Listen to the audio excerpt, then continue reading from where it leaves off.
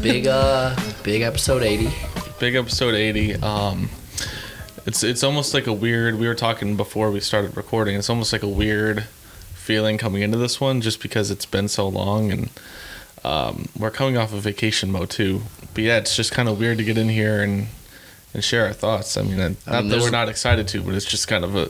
There's a lot of games to talk about. I mean, we have Charlotte, which obviously we went to. We have the Campeones Cup and Red Bulls, the Derby.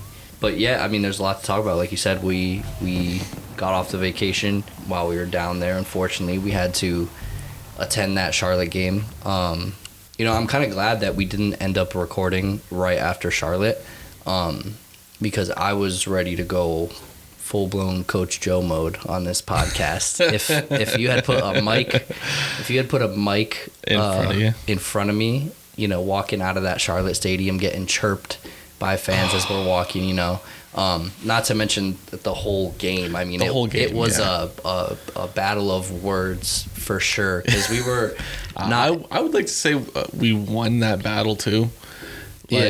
Minus losing the game, that really that took us down a lot. Had we won the game, it would have been disrespectful. Yeah, to say the least. But there was a lot of chirping, and actually, so we weren't in the supporter section for the away fans. We were right behind the goal, but not on the Charlotte supporter section side, right. Thankfully, because we probably would have died if we were in there. Yeah. They're a good supporter section. Yeah.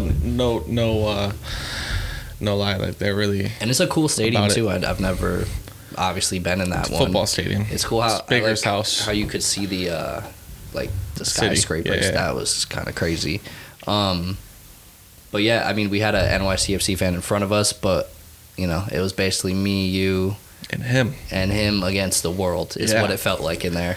And yeah, I mean, there was a lot of chirping back and forth between ourselves and the Charlotte fans around us for, many reasons. With this game being we're so far removed from this game, maybe some of us have forgotten some of the storylines of that game, but that was when we've all flipped now, so. Yeah, I mean, at this point, we've all flipped back. Now the ship has righted itself to some degree, but that was off. We were still very much in that deepest depths, and that was one of the lowest lows. Like I said, I was going to come on here and go crazy about this NYCFC team, because for us not to get a result up a man for the last, let's call it 30 minutes, our strongest possible team that exists on the field was worrying against an expansion team that's doesn't look too hot. Yeah, and I think. Well, first, just going back to what you were saying earlier, the culture that they have there around the soccer club is really, really cool.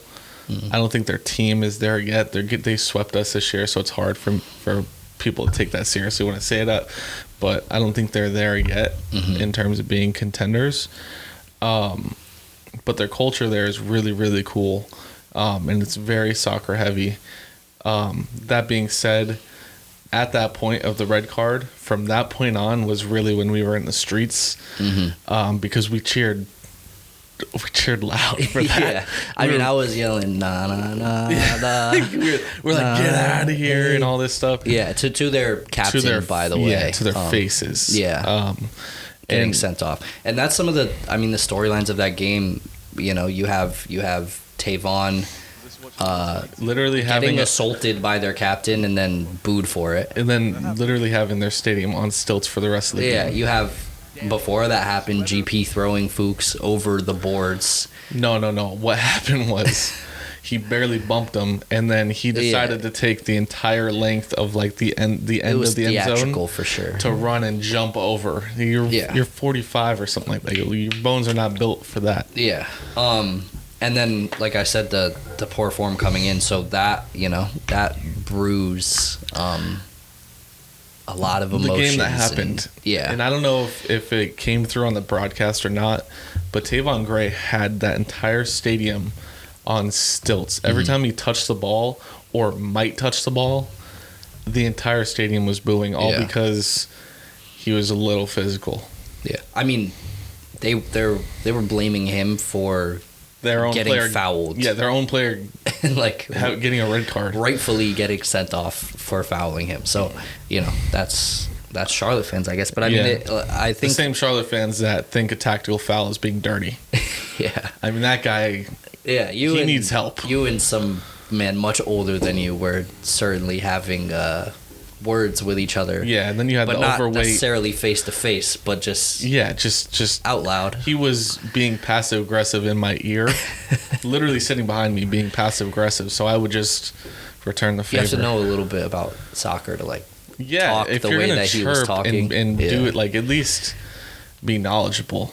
And then there was the overweight Baker Mayfield who forgot that he had a football game the next day, who had to be reminded that we have the rings and they're just the new guys. Yeah, I mean, I was just praying at the end of it that Maxi, we had that free kick to end the game, and they were hyping. I can't even at this point. I think what's their keeper's name?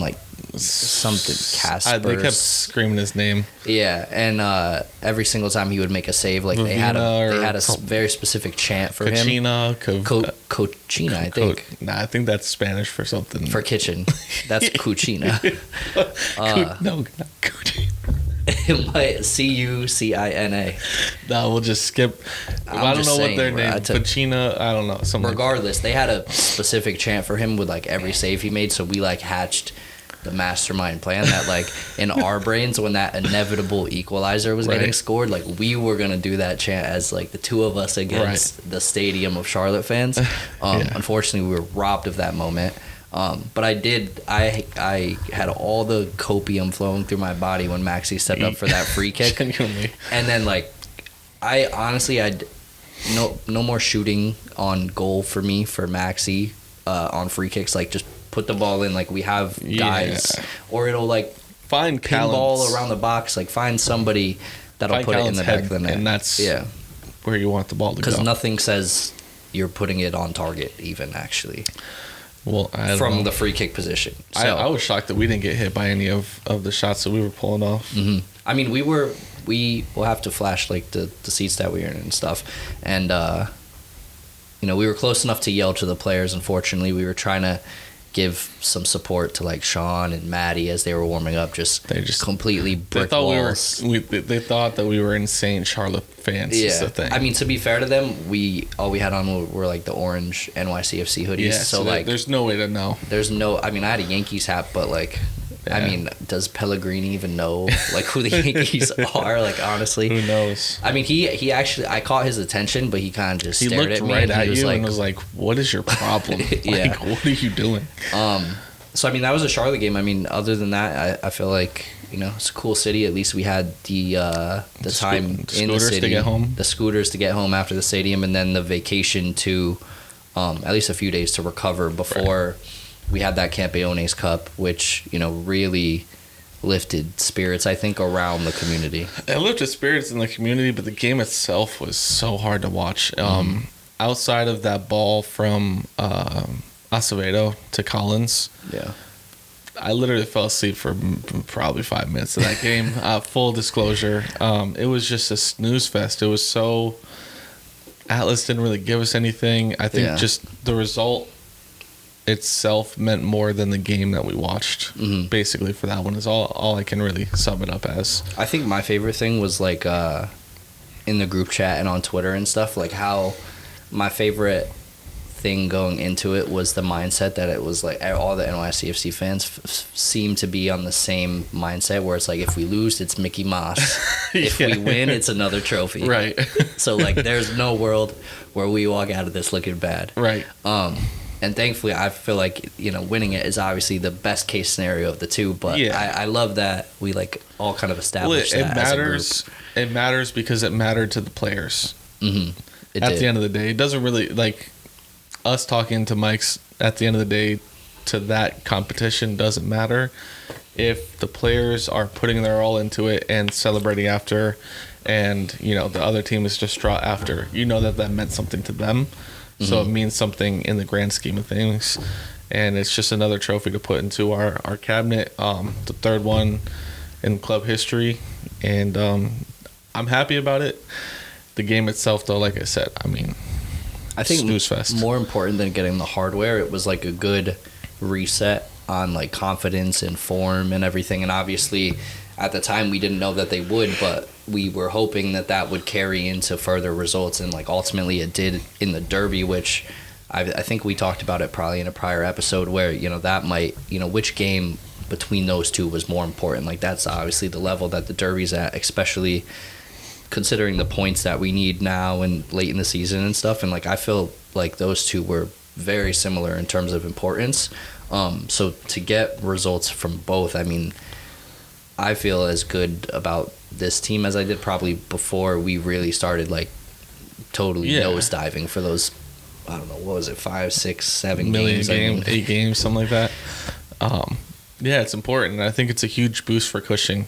And we'll get into him after the game and stuff like that in a minute. But it's huge for him. And it's really, it's funny because it's like you see certain fans really want his downfall. Mm-hmm. And that was definitely something that tilted the scale heavily in his favor in terms of favoring the season.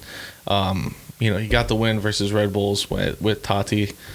Now he gets it without Tati. I think you can't really take that away from him now. Mm-hmm. And yeah, I just think that the win, his actions afterwards, you know, winning the cup for us, the trophy, I should say, that really that tilted the scales for me to jump back out of the middle of the debate. Mm. Yeah, no, I don't know. I feel like because of what we've seen from him, you know, we've seen obviously a lot of losing from him, and now we've had the pleasure to see some winning. And then like, I think because of that, in like some of the press conferences, a lot of his personality has come out a bit more, because, you know, when you're losing and you're going through that like 5 to 6 game streak, like basically you're walking into every press conference with that corporate script to be like, you know, the boys weren't up to it today. We're going to get back to the training ground.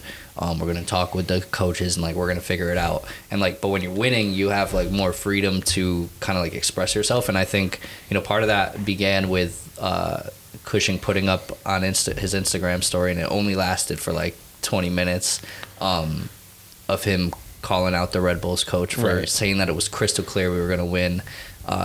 We thought in the moment while we were sitting in a pub, might backfire on us and him and the club and stuff like that. Well, I was concerned since now, I mean, I don't even think we had the chance to talk about this because it happened before the Charlotte game, but we haven't talked about at all how like we now know that Cushing's like on Twitter, or like, or potentially somebody at the club is on Twitter and is like corresponding stuff to Cushing. I guess I would assume it has to be him personally, or assistants or somebody based on the Michael Allen stuff. And you know, you can go and listen to Blue City Radio all about that if you want to know more, but that's like confirmation, you know, that he saw tweets. So I was concerned what we did was screenshot his thing, because I mean that is, it's public. That is an all-time story from an interim manager, the firing at a Derby, the other manager from the Derby. Like, I mean, that wins fans. And like I feel like we've leaned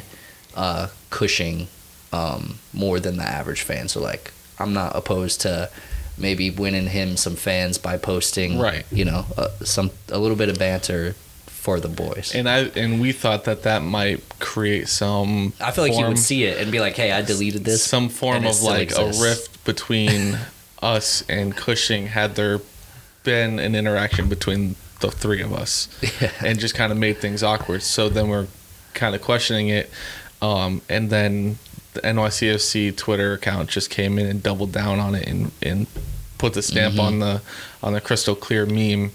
And at that point, that's when I thought I was like, the weight's off my shoulders. I don't really care anymore. I mean, I just love all that from the coach. You know, you have to, from the club and from Cushing too, to like give it back to them. I mean, that is deserved. You just can't do what Struber did. Like, you cannot say that. You can't even open the door to get dunked on this hard. Like, it wouldn't matter if we were like last place in the East. Like, you just cannot leave that door open. And then to get put on a poster is insane. I mean, it always happens that way. It's like, it does. Yeah, you kind of almost shoot yourself in the foot. By even saying it. I think at that point, once you say it, you almost go, can I get that Can I get that back? Can you guys delete that clip? Well, I mean, once he probably sees all the engagements, like right after the press conference, like, oh, people are running with this. I wish we could have been in the Red Bulls side of the press conference to say, to ask the question. how clear could you see the game, or was the game crystal clear to you? Well, also, I loved how he attended the Campeones Cup a few days before the Derby, and they were like, crystal clear watching us win the cup, dude. Or the meme where it was like he thinks he's Pep. Something well, like that was about Cushing though. No, there was one of him Stuber in the stands, and he's like he thinks he's Pep because Pep went and watched one of the games beforehand. I saw one of Cushing where he was on the sideline and like really he's just white and bald, and somebody through the Snapchat he thinks he's Pep on it, and that was 5-6 games deep in that losing streak, and I was like, damn, he really does it. It was a little bit of like serotonin for. I don't know that's the word. I mean, memes make tough times easier occasionally. Yeah.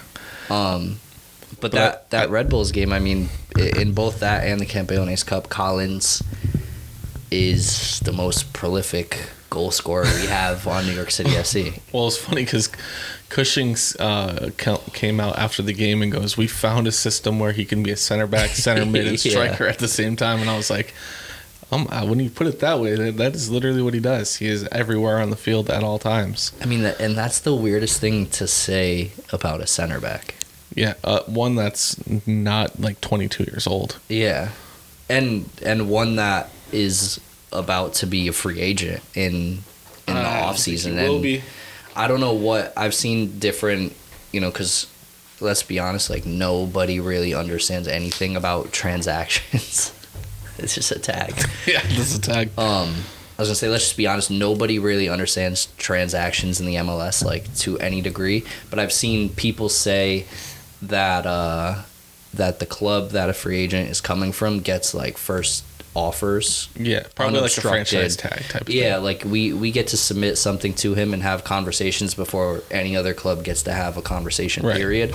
And obviously, I think we're probably us, and I can't imagine being an NYCFC fan and not feeling this way, but like what we're doing is like handing that man a blank check, right. and we're saying what will get you on the field for us. Right. And like anything short of that, the FO's already in hot water, so like don't give us more ammo. Yeah, don't do it. I'm assuming too that had he gotten a better offer from another club, he would bring it to us and ask for it to be matched, or meet somewhere in the middle, because I forgot who tweeted it, but they actually asked Callens in the like literally like the hallways of the club or the stadium.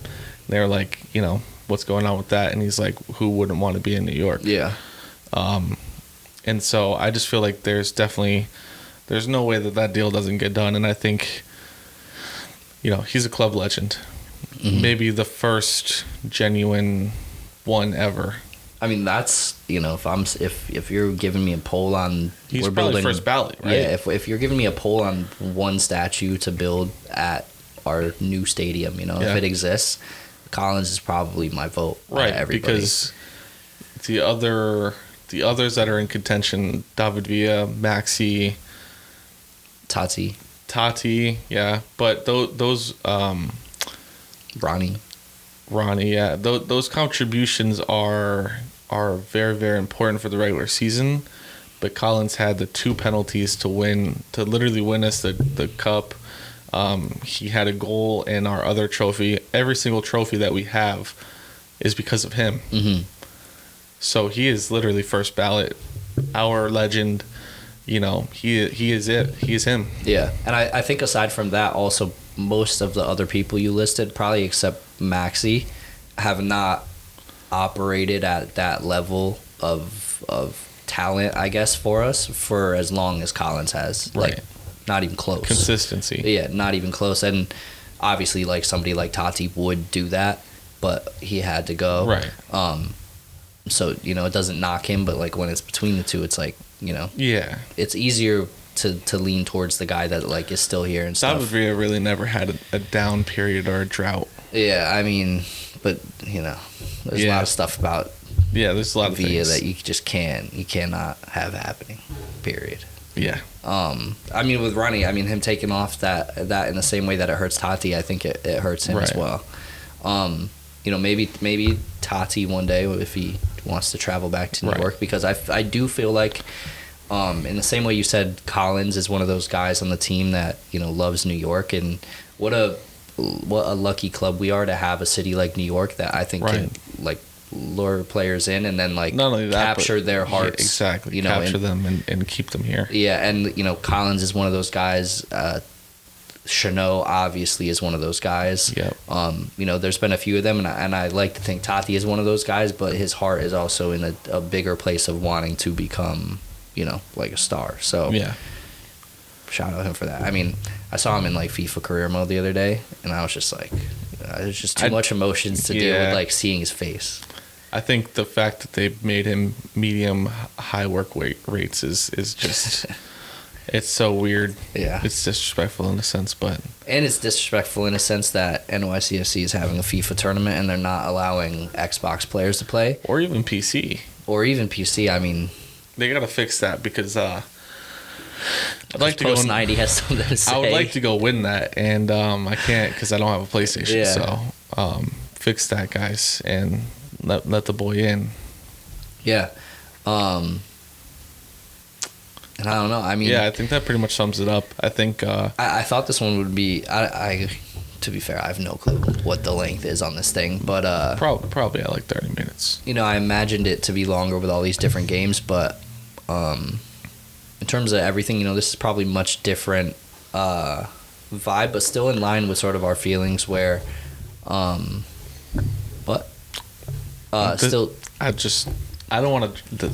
This may be our last one here. I was thinking that prior, yeah. I mean, it's very possible this is our last episode in the studio. I'm not sure. I feel like probably our second to last. There will maybe probably second to last, yeah. Most likely be one more here, and then I mean we're because our game's October 2nd, which is October's like the next game is October 2nd. Yeah, on Sunday. Yeah, I mean, so we're moving. Yeah. So there will be a new studio being created and crafted at some point at the new place.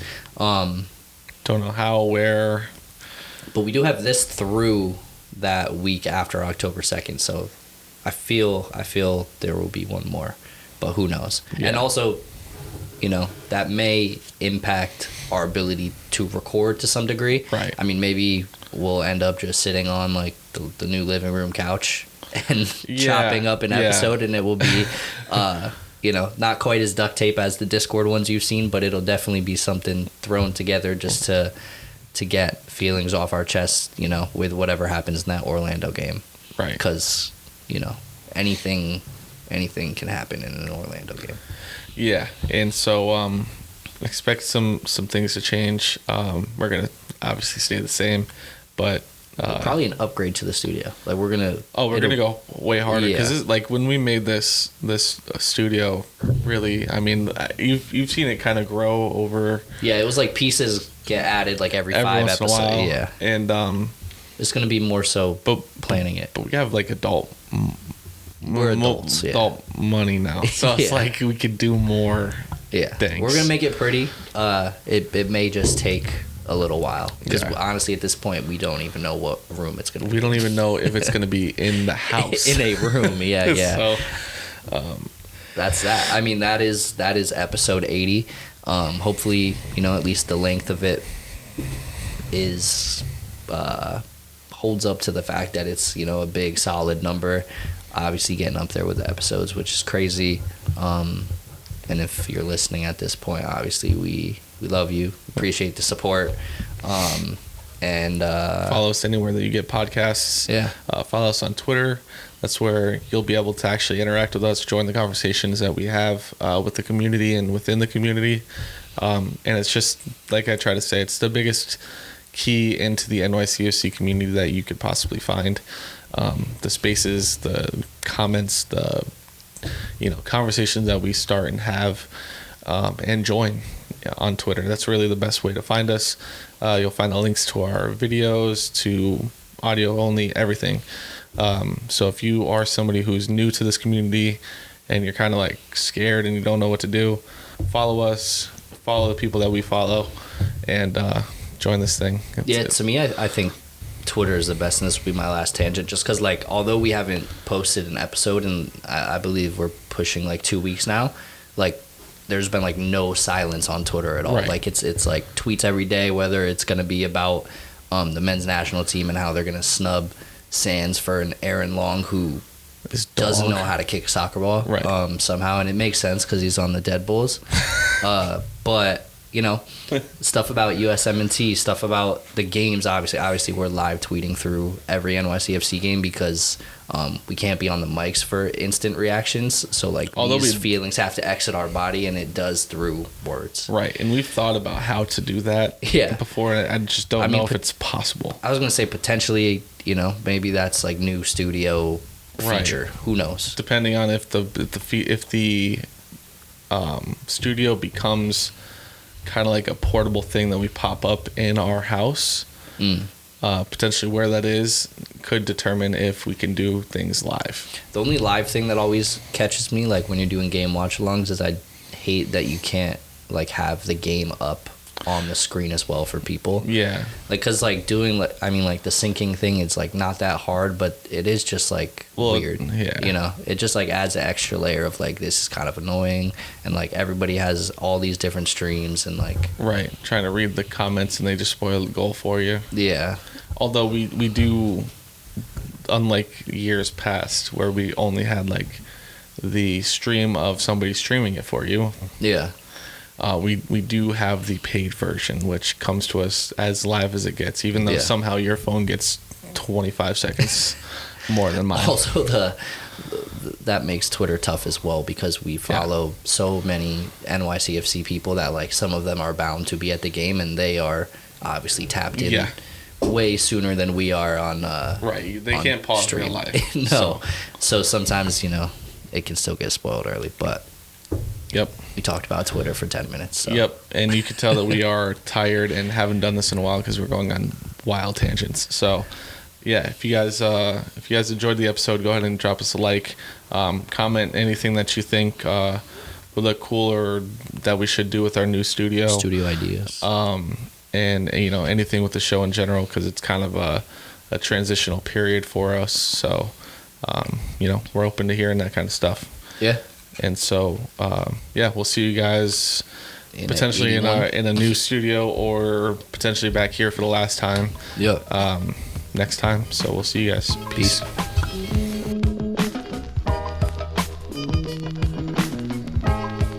Peace.